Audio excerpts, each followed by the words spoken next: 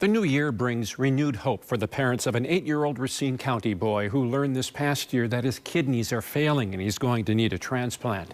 A recent connection is easing some of their concerns, and as Michelle Fiore discovered, so much so that they want to spread the word and help others like him.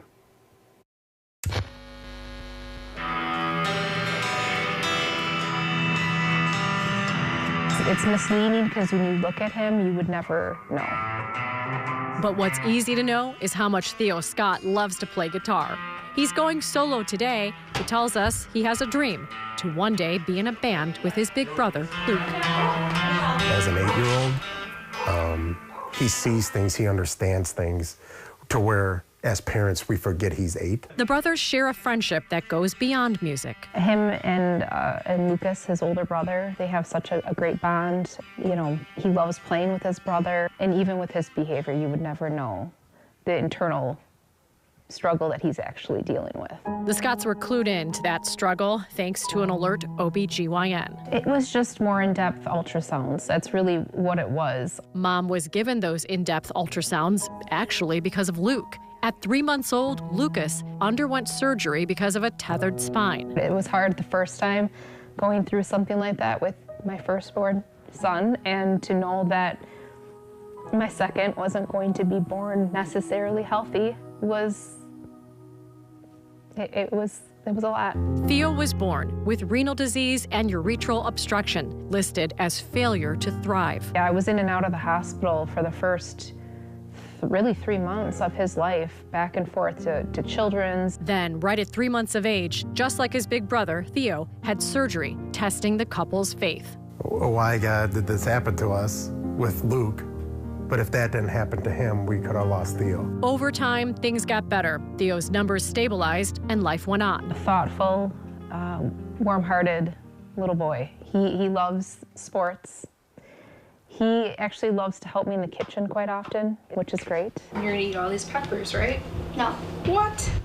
But in the last year, the creatinine level jumped up, and his BUN also. I think I was already super emotional. You know, it was the doom and gloom kind of feel. Is that good? Yeah. As a parent, you're just helpless. It's like, what can I do? What can I do? Oh, nothing? Oh, I just gotta sit here and wait? Eric Scott shares the same blood type as his son, but it's yet to be determined if he's a match. Right now, his one remaining kidney is working at about 25 to 30%. And then about at 20%, then they get, all right, let's find donors. UW Health runs a paired kidney exchange program. I'm still gonna donate my kidney regardless, because I can donate it to someone else, and then Theo will get a coupon first in line for something of his. It's okay to cry, it's okay to feel the pain, but then also we have to remind that we gotta keep going. We gotta smile. While the jokes may be good for coping, you know, hey, what kidney of daddy's do you want? You know, joking around about. What's easing some of the financial pain is a connection they've made with COTA. That's Children's Organ Transplant Association. Our very first patient that started everything that is COTA today was a little boy that needed a liver transplant, and his mom and dad learned that even though they had health insurance, it didn't cover transplant. And so their community, our community of Bloomington, raised about $100,000. COTA works with families like the Garantlas to help raise money for the transplant and beyond. And he started dialysis when he was 5 days old in the NICU. His kidneys never worked.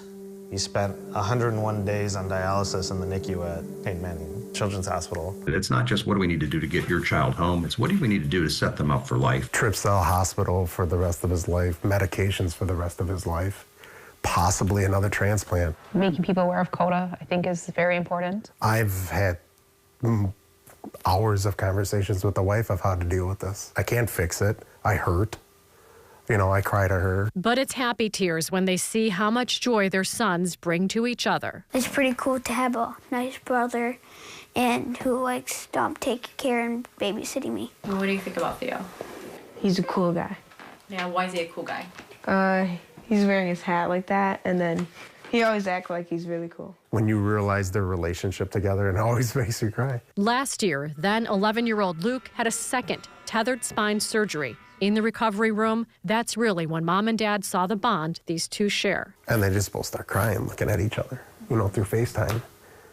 And, I mean, that just tells you how, like, if they just needed each other. Theo wasn't right without his brother, and Luke wasn't right without his brother.